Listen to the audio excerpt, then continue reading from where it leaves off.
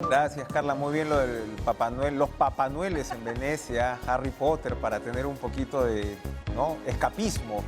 En esta semana, que a pesar de ser semana navideña, pinta igual con una intensidad inusual, políticamente hablando.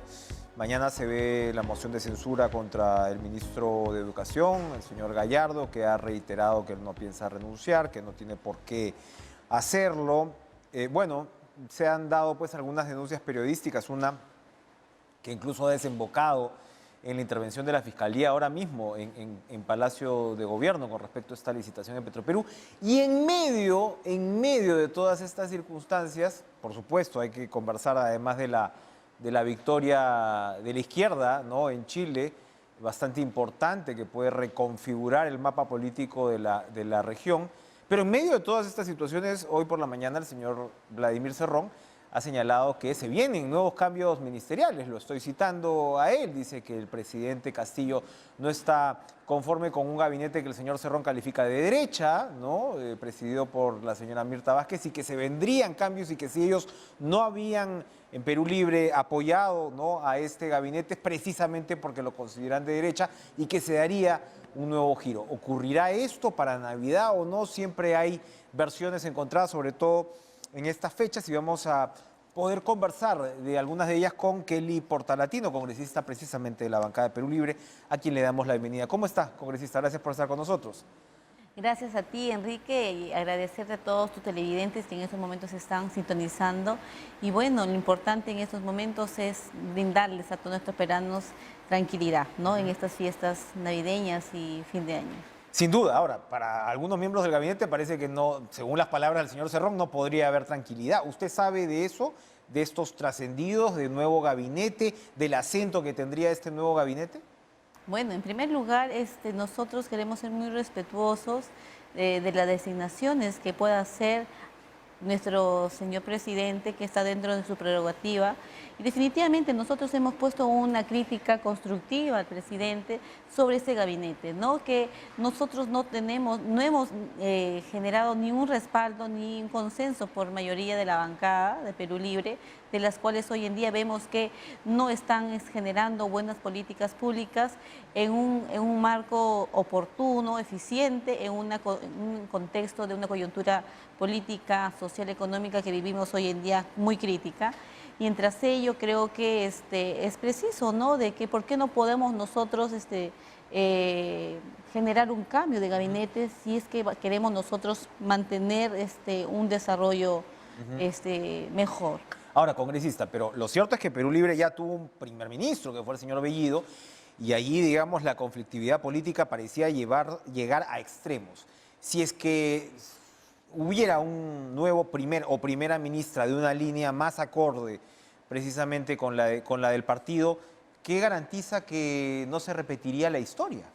¿Qué garantiza que efectivamente le daría algún tipo de estabilidad al presidente Castillo?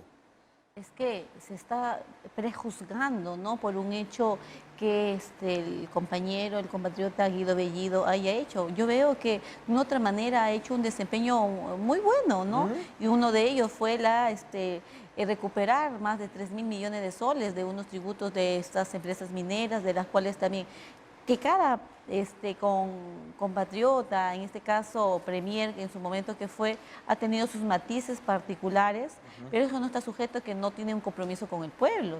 Todo lo contrario, lo ha evidenciado, y uno inició con la renegociación del gas de Camisea, y de las cuales actualmente la primer ministra no lo está haciendo como corresponde, en un tiempo muy prudente y que el pueblo peruano lo amerita y lo necesita. Ahora, pero hoy mismo estamos viendo un segundo, me parece, ataque, ¿no?, al campamento minero Las Bambas. Estamos hablando del segundo proyecto cuprífero del mundo, importantísimo para, digamos, generación de impuestos, etcétera, para el Perú, y está siendo atacado por segunda vez. ¿Qué opinión le merece eso y cómo, en todo caso, un nuevo gabinete podría cambiar esa situación? Es que es lamentable que la postura de la primer ministra no esté tomando pues un consenso y escuche a esa parte que es, porque los hermanos de Las Bambas por sí solos no van a hacer una protesta ni van a generar Ahora, pues, son ningún manifestaciones bloque. violentas bien fuertes, ¿ah? O sea, pero Toma del campamento, nosotros, daño de la propiedad privada, etc. pero Enrique, nosotros jamás vamos a estar a favor de la violencia, pero sí tenemos que ser bien claros. ¿Desde cuándo están paralizadas o desde cuándo están generando esta alza de su voz de protesta de estos hermanos de las Bambas?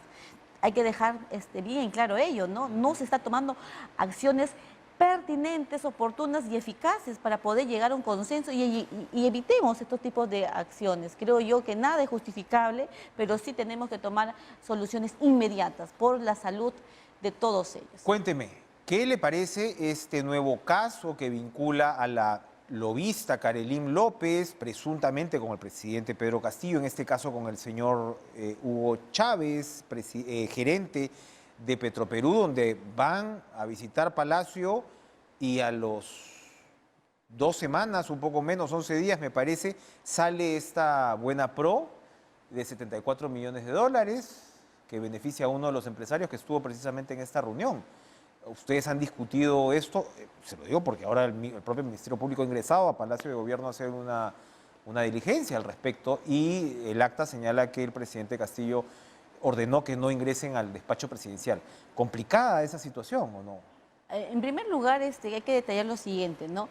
El presidente está en su facultad de recibir a todo tipo de ciudadano peruano dentro del despacho, pero también hay que dejar bien claro que no tenemos la precisión de si efectivamente él, el mismo presidente lo ha atendido, porque también tenemos nosotros secretarios generales, tenemos asesores que también cumplen de una u otra manera un rol que muy bien puede ser designado. Pero eso no quiere decir que nosotros no seamos omisos a algunas ciertas de investigaciones. Todo lo contrario, somos respetuosos de los poderes de Estado. Es para eso que sirve el poder, que es el poder del Ministerio Público, que cumple con sus funciones, ¿no?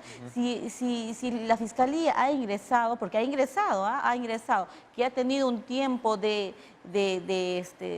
trámite protocolar, porque así siempre sucede en estos casos, porque es el Palacio, hay que dejar bien en claro.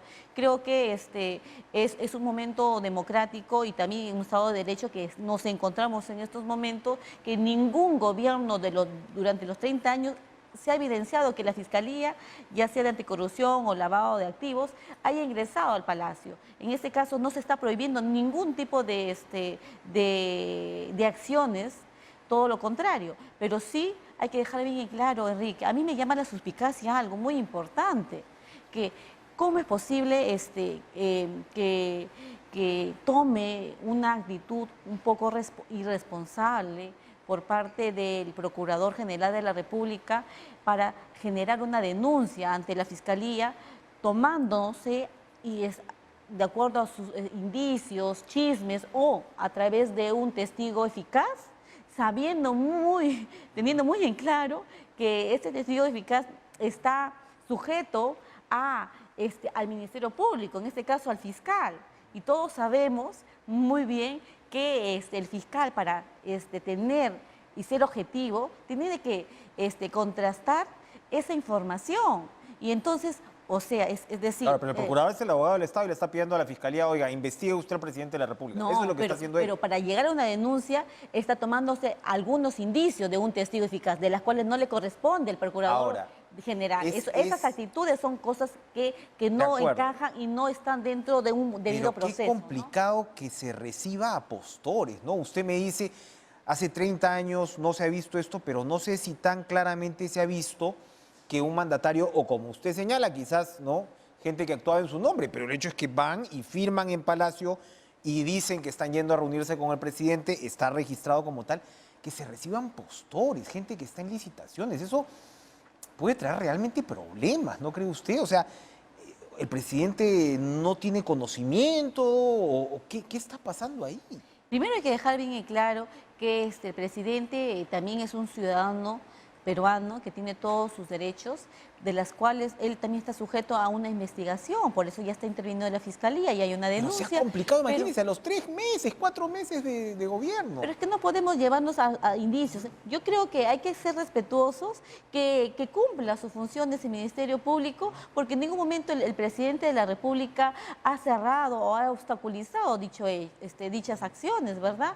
Creo que él está dando toda la predisposición de que se llegue a investigar de forma transparente. Creo yo que estos actos ya se verán en un debido momento.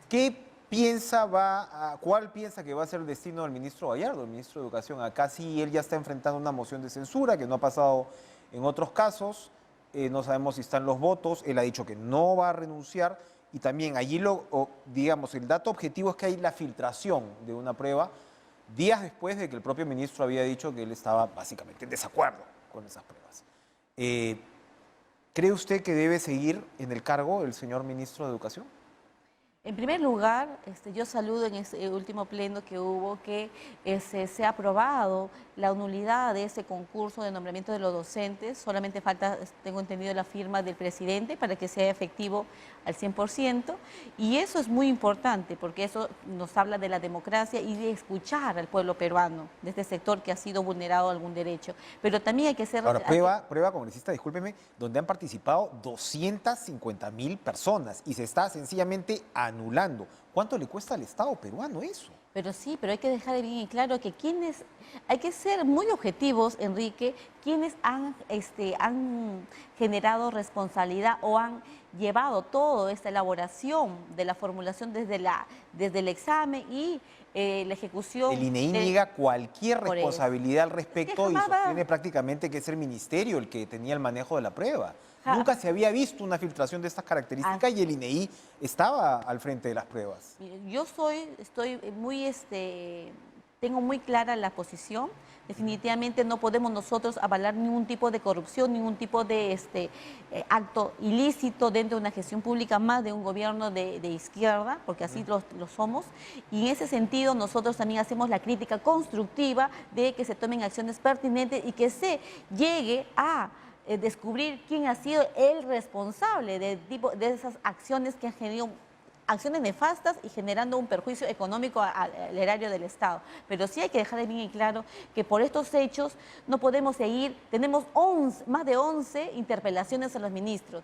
Ahora queremos censurar a un ministro, yo creo que podemos nosotros generar una exhortación y que mejore la gestión, sí, pero esa es mi parte de mi posición como congresista. Pero el día de hoy, a pocos minutos ya vamos a comenzar a hacer una sesión extraordinaria de la bancada Perú Libre, de las cuales vamos a determinar cuál va a ser nuestra postura a partir de algunos hechos que se están suscitando durante este proceso. Pero hay que dejar bien claro que no podemos permitir que funcionarios del Estado dentro de la estructura sigan trabajando y nunca se ha estado evidenciando ningún resultado positivo de forma eficaz y oportuna. ¿Cómo queda entonces la bancada de Perú Libre tras los hechos de los últimos días? Han tenido ustedes varias renuncias. En realidad las renuncias van por el lado, según lo que hemos sabido, pues del desacuerdo con respecto a salvar, entre comillas, a la señora Alba de la admisión de la moción de censura.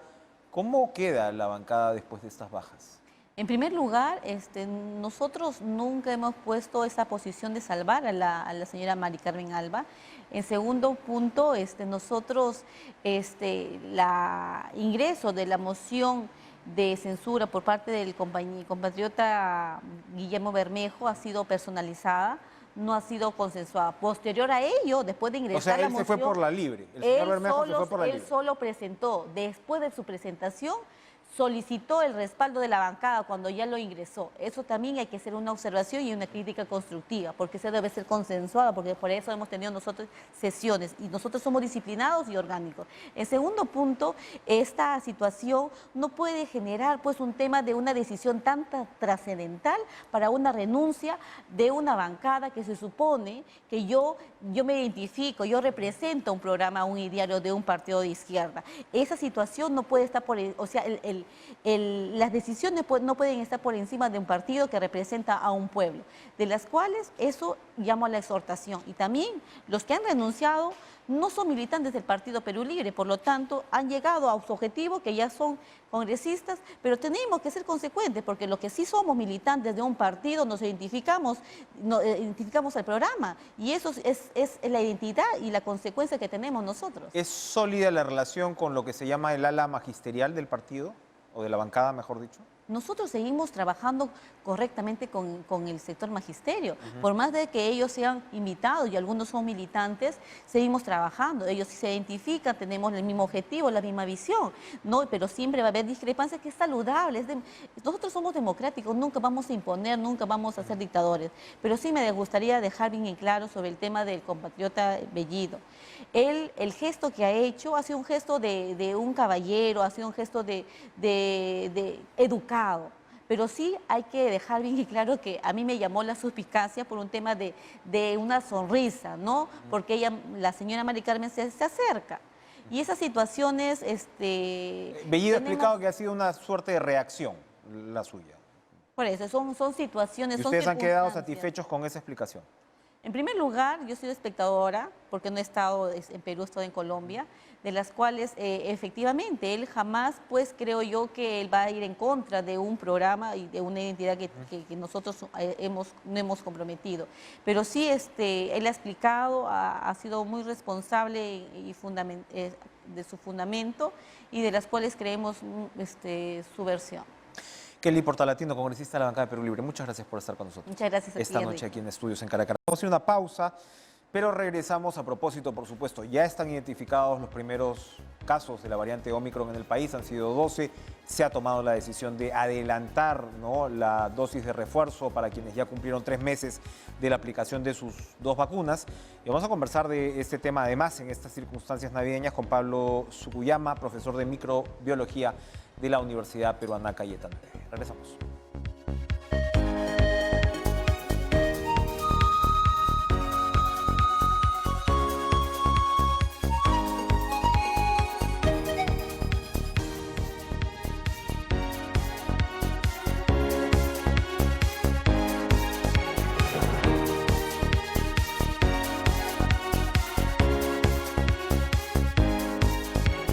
Era sencillamente cuestión de tiempo, pero de todas maneras resulta trascendente que ya se hayan identificado en el Perú al menos una docena de casos de la variante Omicron.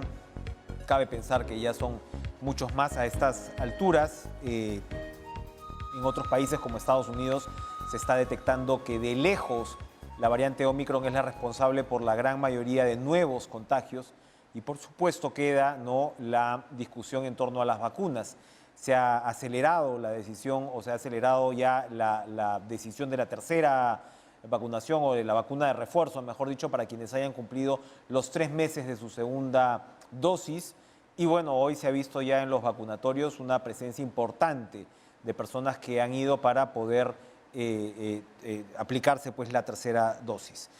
¿Qué nos espera? Además, bueno, se han anunciado nuevas medidas con respecto a toque de queda para las fiestas a partir de las 11 de la noche.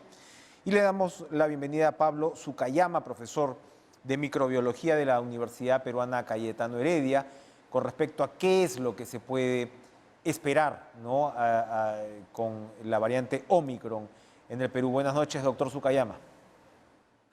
Muy buenas noches, Enrique. Bueno, las noticias, ¿no?, que nos trae, sobre todo internacionalmente, es que las vacunas, si bien en algunos casos protegen mucho menos la posibilidad de contagio de Omicron, queda claro que de todas maneras la enfermedad grave y por supuesto la muerte siguen siendo bloqueadas en muy buena medida prácticamente por todas las vacunas que se utilizan. En este sentido, entonces, acelerar la dosis de refuerzo es una buena opción. Sí, lo que dices es cierto. Los estudios son preliminares todavía, no se han probado para todas las vacunas. El riesgo, para todas las vacunas sí, el riesgo de infectarse es mayor con esta variante Omicron frente a la Delta. Parece, la evidencia temprana sugiere que la protección contra enfermedad severa y muerte se mantiene, como ha ocurrido entre las otras variantes. Pero los estudios preliminares también están demostrando el efecto importante que tiene la dosis de refuerzo, ¿no? El riesgo de infección aumenta y vuelve a reducirse luego de una tercera dosis. Y es por eso que varios países están adoptando como una de las estrategias principales la aceleración de la dosis de refuerzo. Ujú. Ahora, pero antes se había dicho que efectivamente la efectividad, valga la redundancia, se reducía alrededor del quinto mes. ¿La decisión del tercer mes tiene sentido en ese orden de ideas? ¿No es muy temprano, mejor dicho?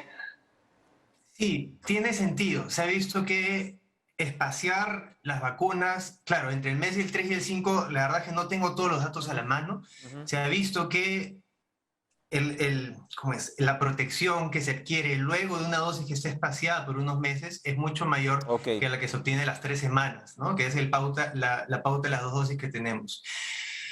La decisión de 5 a 3 meses o sea, no he visto toda la evidencia realmente, pero sí, es una estrategia sensible acelerar las dosis de refuerzo en toda la población elegible. Sin embargo, hay que mencionar también que la dosis de refuerzo tarda unos 7, 10 días, 2 semanas Ya. en cumplir su cometido, ¿no? En obtener ese refuerzo. Entonces, si estamos obteniendo la dosis hoy, la protección completa se va a obtener en unos 10 días, por ejemplo, ¿no? Entonces, hay que tomar otras medidas, sobre todo de cara a lo que se nos viene en los próximos días, ¿no? Que son las reuniones de fin de año, que vamos a ver cómo nos va con eso. Así es, claramente. Para cerrar este tema, se esperaría, esto va cambiando por supuesto semana a semana, ¿no? Las decisiones en torno a la pandemia, pero se esperaría que entonces se aplique una cuarta dosis unos 4 meses después de la tercera. ¿Eso es lo que nos va sugiriendo la evidencia? Eso no lo sabemos todavía, no sabemos si 4 meses, 6 meses. Parece que sí, conforme vayan saliendo nuevas variantes, una dosis de refuerzo de las vacunas originales nos están protegiendo, pero ya pensando a mediano y largo plazo, 1 o 2 años, tenemos que pensar en vacunas multivalentes, ¿no? Que la siguiente versión de las vacunas, las dosis de refuerzo, sean contra Delta y contra Omicron. Y eso son cosas que ya se están probando, ya se están evaluando, pero no van a llegar a tiempo para evitar este pico de casos de Omicron que se nos viene en las próximas semanas. Entonces, por eso es que se tiene que reforzar, aparte de la vacunación, el tema de las otras medidas que ya conocemos, ¿no? Sobre todo, evitar las reuniones y estos eventos de supercontagios que definitivamente van a ocurrir en los próximos días. De hecho, como microcaso, lo que tenemos es que las 12 personas, ¿no? Ubicadas con la variante Omicron se contagiaron en un matrimonio, aparentemente, o la mayoría de ellos, ¿no? Se dan estas situaciones, pues, ¿no? Claro que sí. Bueno, no estoy al tanto de todos los detalles. El hecho de que ya tengamos, cada vez vamos a escuchar nuevos casos y esto ya nos sugiere que hay transmisión comunitaria, ¿no? Ya no solamente son casos asociados a viajes, la variante ya está, al menos en Lima, y se ha visto que en lugares donde llega se empieza a duplicar muy rápidamente, en muchos lugares en 2, 3 días, y por eso ha tenido un crecimiento explosivo. Eso es lo que podría ocurrir acá. Es muy difícil extrapolar la realidad de Estados Unidos, Europa, de Sudáfrica hacia la realidad latinoamericana, pero sí es de preocupar esta transmisión explosiva, que si bien puede no generar tantas hospitalizaciones y muertes por la protección que hemos discutido de las vacunas, sin embargo, el aumento rápido de casos inevitablemente va a llevar a un aumento de hospitalizaciones y de fallecidos y de estrés del sistema de salud que ya está casi al límite otra vez. Así es, lamentable. Ahora, está claro, también los datos internacionales lo confirman, que entre el 92-95% de personas que están ocupando lamentablemente de nuevo estas camas UCI no son vacunados o no tenían su vacunación completa. Esa debería ser una evidencia que de una vez por todas convenza a quienes todavía se encuentran reticentes, como hay que añadirlo, lamentablemente, incluso algunos congresistas. Claro que sí. Estamos hoy, en diciembre de 2021, ante variantes que son prácticamente el doble de infecciosas que hace un año, ¿no? Y se ha visto, se ha demostrado en todos los países que las personas que tienen mayor riesgo de enfermedad severa y de muerte son los no vacunados, ¿no? Entonces, esto es un llamado a que por favor lo hagan, porque estamos ante una variante mucho más transmisible y tarde o temprano va a llegar a las personas más vulnerables, ¿no? Ese es el problema con las variantes tan transmisibles. Entonces, en la medida de lo posible, si hay en nuestro círculo cercano gente que todavía duda de las vacunas, este debería ser el momento para darles un pequeño empujón para que se decidan a vacunarse. Ahora, me parece que hemos hablado en torno a estos temas antes, pero la realidad también va confirmando, doctor Sukayama, que van a seguir apareciendo variantes. Podemos esperar, usted dice, el próximo año, los próximos 2 años, de apariciones frecuentes de nuevas variantes que obliguen a tomar nuevas medidas según las características de cada una.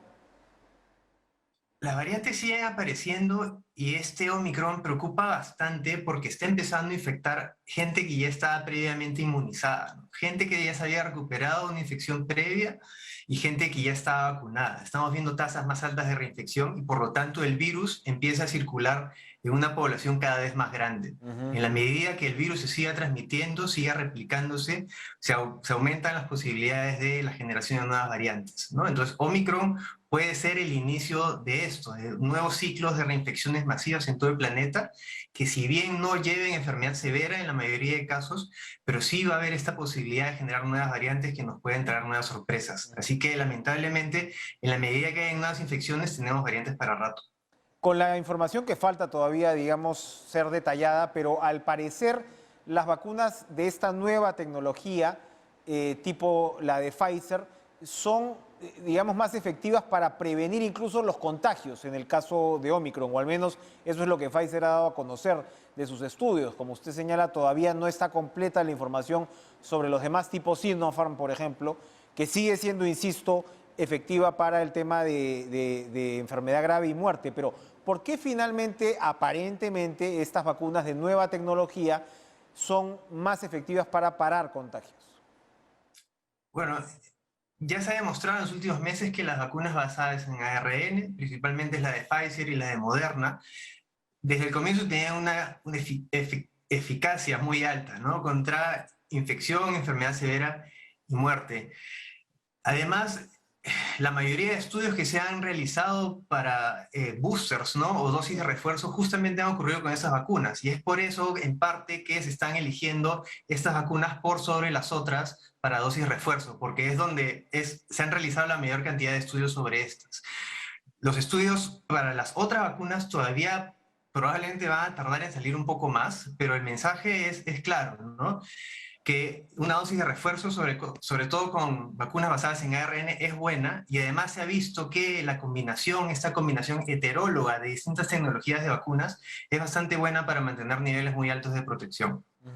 Perfecto. Doctor Pablo Sukayama, profesor de microbiología de la Universidad Peruana Cayetano Heredia, gracias por reforzar además estas recomendaciones sobre la eficacia, ¿no?, indispensable de la vacunación, además, por supuesto, del resto de medidas que tenemos que seguir observando, sobre todo en estos días. Gracias por estar con nosotros. Vamos. Buenas noches. Buenas noches. A hacer una pausa y regresamos con el ministro del Ambiente, Rubén Ramírez. Se acabó el Tecnopor, señores. Vamos a explicarlo tras la pausa.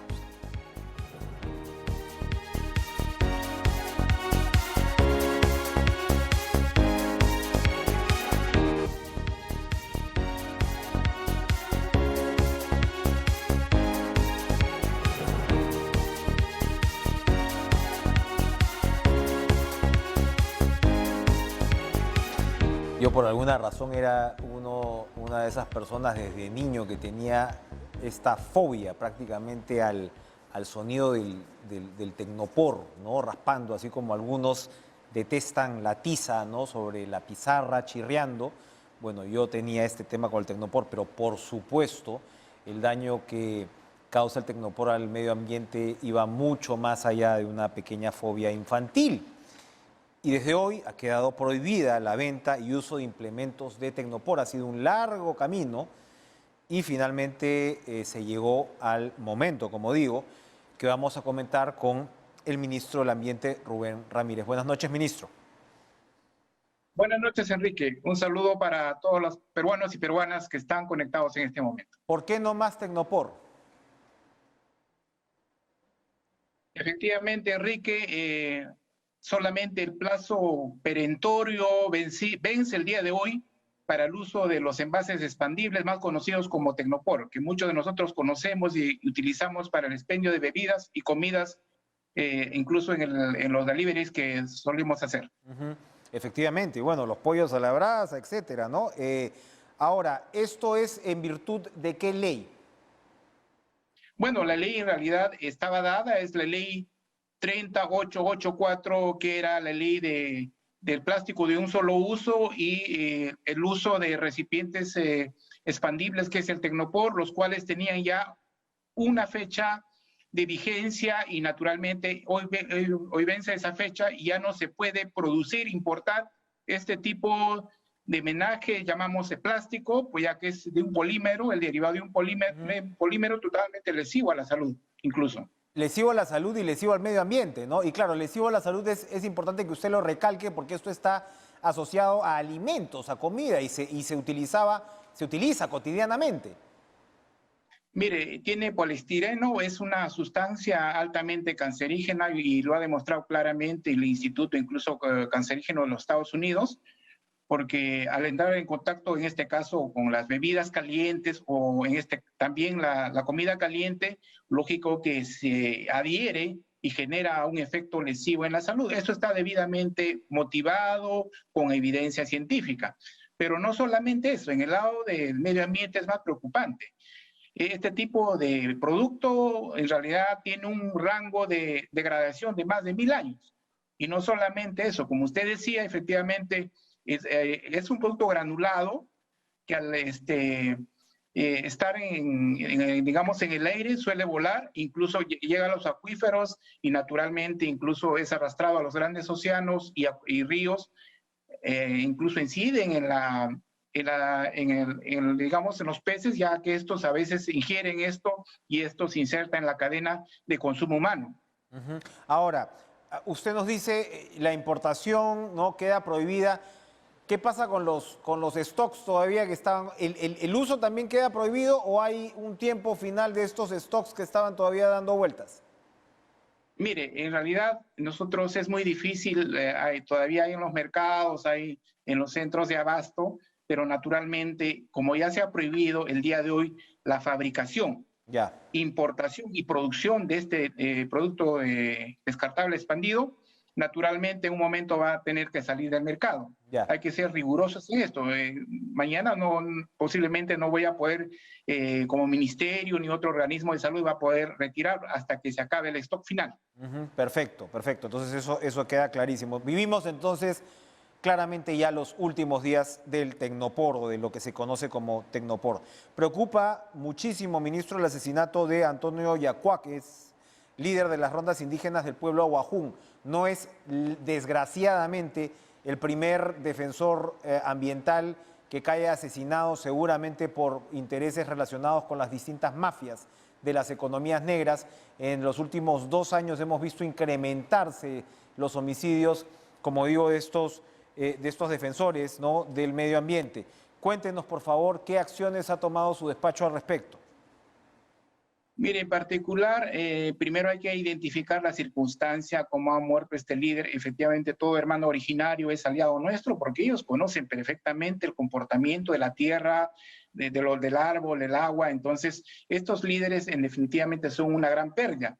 Pero en el caso del hermano que me está refiriendo, está en proceso de investigación, se tejen varias hipótesis de la Fiscalía.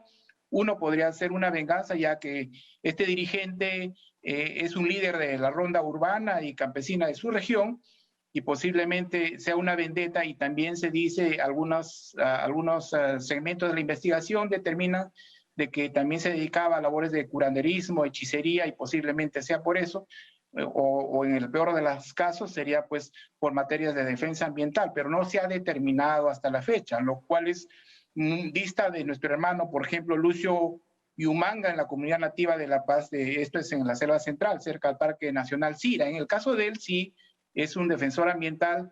Este ministerio le ha dado, incluso a través del CERNAM, la protección para su familia, y también se le ha dado, en este caso, la posibilidad de contar con un albergue momentáneo. Entenderá de que este tema de la protección ambiental es una tarea y política de este ministerio. Tenemos un programa que se llama UNIDA, Unidad Funcional de Delitos Ambientales, que segmenta justamente la protección a estos líderes a través del Ministerio de Justicia, a través de la Policía, del Ministerio de Defensa, que articulamos para darle la protección del caso. E incluso cuando ya es inminente y lesivo el acto criminal, se le evacúa a estos líderes, que es muy importante trabajar en esto, Enrique. Bien, cuéntenos, ministro, de la campaña Eco Navidad. En estos momentos, además, estábamos hablando del tema de Tecnopor, que es un material tan dañino de uso cotidiano. ¿En qué se basa la campaña Eco Navidad? ¿Cuál es el mensaje que se le quiere dar a la población para ser más medioambientalmente responsable en fechas como estas, ¿no? Mire, en primer lugar debo referir que se realizó una gran feria acá en el Parque Kennedy el día 18 y 19. Salieron nuestros productores de las áreas naturales exponiendo todos sus productos, frutos y bayas transformadas a través de mermeladas, compotas, chocolates, que son totalmente ecoamigables, como usted decía, totalmente orgánicos. También han salido productores ofreciendo productos de reciclaje como joyería, bolsas y todas esas cosas que finalmente la población ha aceptado. Entenderá de que la feria Eco Navidad ha sido un éxito, pero más allá hay un programa Eco Navidad que nos llama a sensibilizar a la sociedad para tener ciertos comportamientos ambientales y protectores del planeta. Dentro de esto enmarca, por ejemplo, el no comprar comida en exceso. Nosotros a veces nos emocionamos en Navidad, compramos en exceso y después desechamos estos residuos, y esto no solamente incide en un costo para el recojo de los residuos y la basura, sino también que sobredimensiona la producción. Ahora en el tema también de los plásticos, estamos hablando justamente de los plásticos. Las playas del Perú en este caso son las las que tienen más contenido en plásticos. Acá en el Callao, por ejemplo, tenemos por cada metro cuadrado 1 kilo de basura. Eso no es correcto. Entonces, no vamos a llenar más el océano y los acuíferos de basura plástica que toma todo un tiempo degradarse. El uso, por ejemplo, de los pirotécnicos, que también atenta contra la naturaleza al emitir gases de efecto invernadero. Y también incluso incide en la salud de nuestras mascotas, las cuales se ven afectadas, y la última vida silvestre que tenemos en los parques. Esto tiene que cambiar. El uso excesivo, por ejemplo, de las luces de Navidad también son lesivos, afectan el planeta. Lo ideal sería no utilizar, o si se da utilidad, solamente por horas, se segmenta horas determinadas. Los árboles, sería muy interesante que no se utilicen los árboles de polímeros, de plástico que solemos comprar. Podemos utilizar tranquilamente el arbolito del jardín y el arbolito o la plantita que tenemos para poder armonizar la Navidad. Hay muchas formas entonces de vivir una Navidad más ecoamigable. Ministro del Ambiente Rubén Ramírez, gracias por estar con nosotros esta noche. Le agradezco y buenas noches.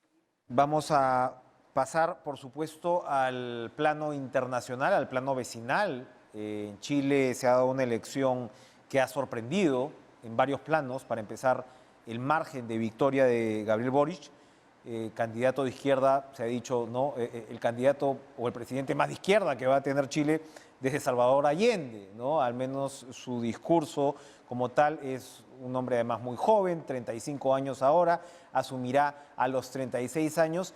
Y ahora Sebastián Piñera tiene 72, es decir, estamos hablando de que el presidente saliente le dobla la edad a quien será el presidente entrante, y por supuesto eso habla además de un relevo generacional.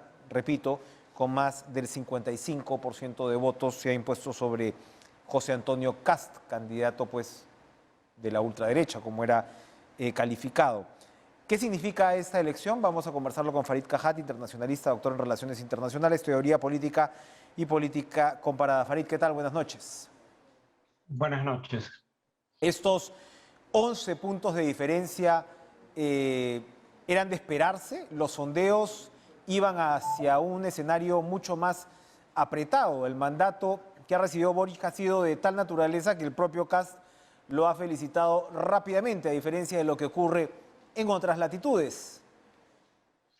Bueno, habría que decir que desde que el voto en Chile se volvió voluntario en 2012, las encuestas han tenido márgenes de error Claro. bastante mayores a lo habitual, o sea, totalmente fuera del margen de error estadístico, que habitualmente va entre 2 y 3 puntos porcentuales. La elección pasada auguraba una victoria ajustada de Piñera y ganó por 8%, con un 8% de diferencia.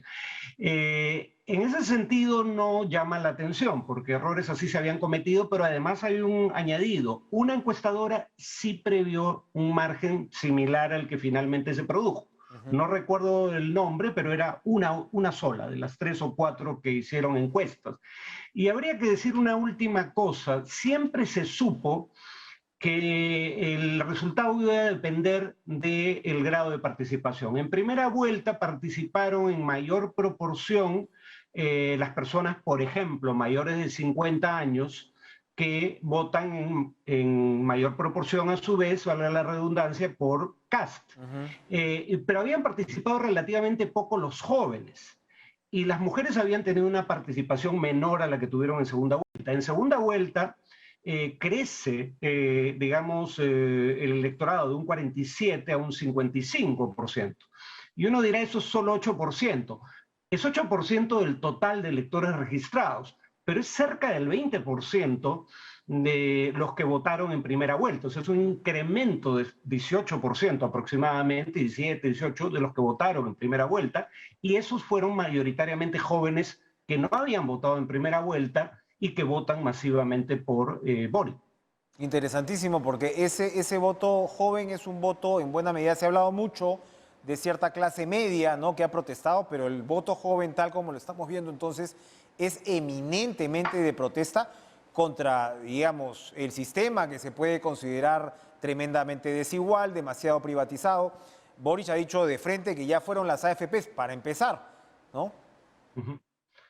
Es curioso porque matizó esa propuesta durante la campaña de segunda vuelta, pero la vuelve a levantar en el discurso, digamos, en el que celebra la victoria. Lo que habría que decir en Chile es que Chile en más de un sentido prefigura nuestro futuro. El sistema de AFPs lo copiamos de Chile. Y en Chile ya se han cumplido 40 años de existencia de las AFPs. Acá a veces se argumenta que la gente no recibe la pensión esperada porque no ha aportado durante 40 años de vida laboral a las AFPs. Bueno, en Chile ya se han cumplido los 40 años y queda claro que para una gran mayoría de personas no solo no cumple con ofrecerles una pensión equivalente al 70% de su último sueldo, sino que ni siquiera alcanza para que obtengan un salario mínimo en una gran mayoría de casos. Entonces habría que entender que esa es la razón por la cual las AFP son impopulares. Esto no tiene necesariamente que ver con ideología. Claro, claro. Pero además, Farid, estamos hablando de un país que tiene un PBI per cápita sustancialmente superior al del Perú, por ejemplo, ¿no? Y esto te está hablando de, digamos, cómo se puede manifestar la resistencia, la oposición, la indignación frente a niveles de desigualdad que se hacen insostenibles para cualquier sociedad, en realidad, ¿no? Sí, hay un dato que a mí siempre me pareció sintomático. La mediana del ingreso en Chile es de unos $560.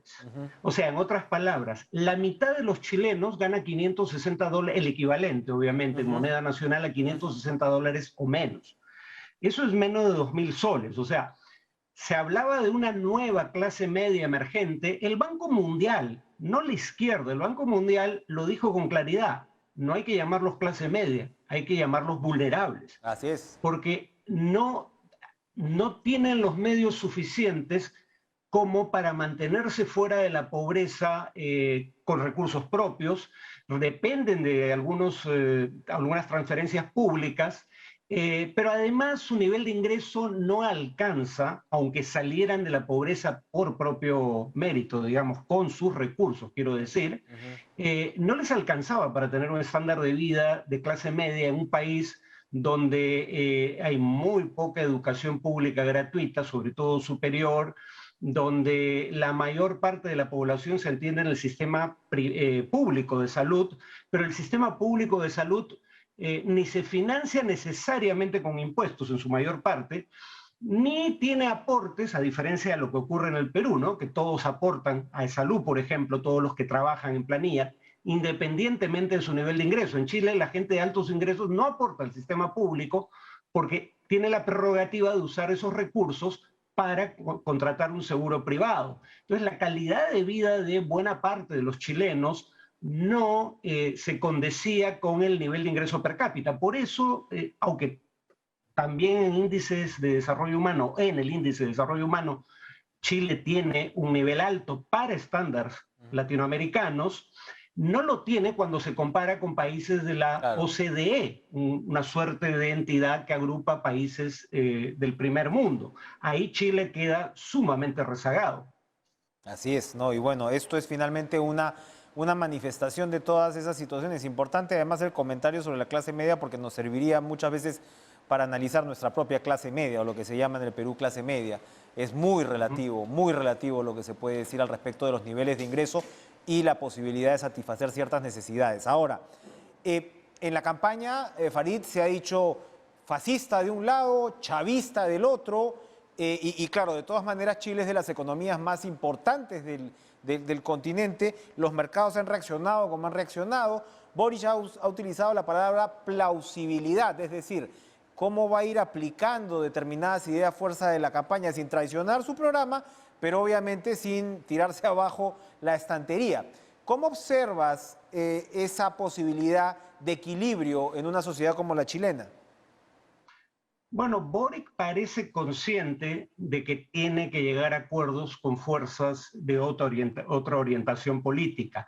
Y él viene, frente a quienes dicen que se corrió al centro entre la primera y la segunda vuelta, Boric viene cambiando desde por lo menos 2019, cuando a diferencia del Partido Comunista, que era parte de su coalición electoral y que no aceptó la negociación para convocar a un referéndum que decidiera si se cambiaba o no la Constitución y a través de qué mecanismo, Boric sí lo hizo, no lo hizo Kast, por ejemplo. No estaban a favor sus aliados, los aliados de Boric, de la izquierda radical, del Partido Comunista, pero Boric sí lo hizo, ¿no? Y va a tener que negociar, va a tener una constitución progresista a la medida de su programa. Eso probablemente esté asegurado por la mayoría que la izquierda tiene en la Asamblea Constituyente. Pero recordemos que incluso ahí se requiere mayoría calificada de 2/3. Ahí también va a haber transacciones.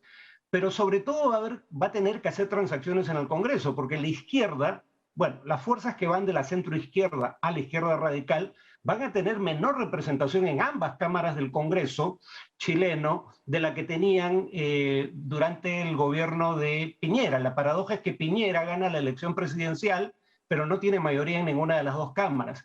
Boric va a tener mayoría en diputados si hace alianza, por ejemplo, no solo con todas las fuerzas de izquierda, sino también con la centroizquierda, la democracia cristiana fundamentalmente, y en el Senado la centroizquierda o el espectro que va de la centroizquierda a la izquierda radical no tiene mayoría.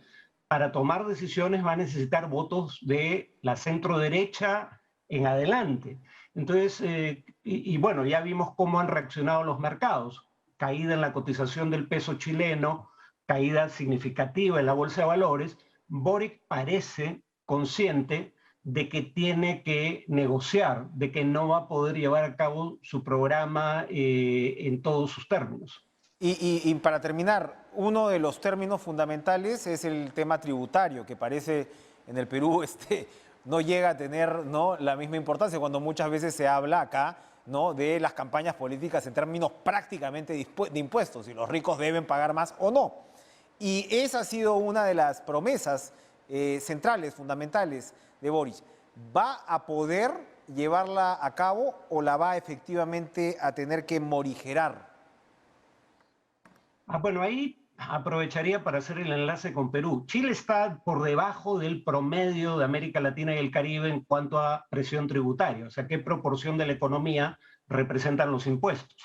Perú está todavía mucho más abajo que Chile y habría que decir que cuando se afirma que hay más de un 70% de personas que trabajan en el sector informal, como implicando que a ellos hay que cobrarle los impuestos adicionales, el sector informal en el Perú representa menos del 20% de la economía. O sea, valor económico no añade tanto como lo que representa digamos, en empleo, y parte del empleo informal está en empresas formales que contratan sin poner en planilla trabajadores.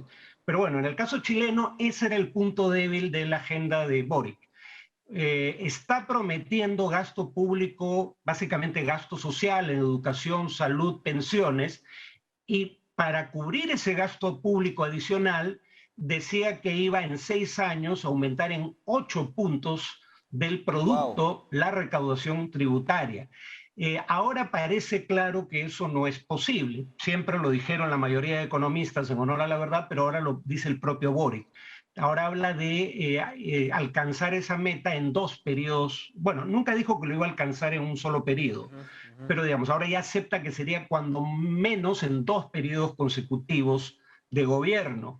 Entonces ya está empezando a matizar algunas propuestas, porque habría que tener en cuenta que Chile depende del cobre más que nosotros, y los expertos auguran que este buen nivel de precios del cobre no se va a mantener, no solo no se va a mantener indefinidamente, probablemente no se mantenga a lo largo del próximo año. Entonces Boric no va a tener un escenario del todo favorable y parece consciente de que eso lo obliga a hacer transacciones que un sector de su propia base probablemente no acepte. Y de eso finalmente se trata la política. Farid Cajat, gracias por estar con nosotros, como siempre.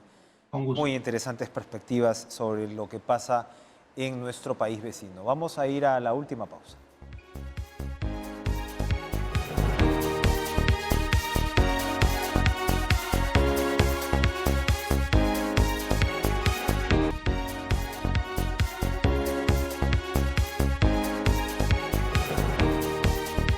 En esta carrera de relevo le entrego la posta a mis compañeros Lucho y Joana, que traen toda la información, todas las novedades deportivas en Pared. Sigan ustedes en la sintonía de TV Perú. Nos vemos mañana.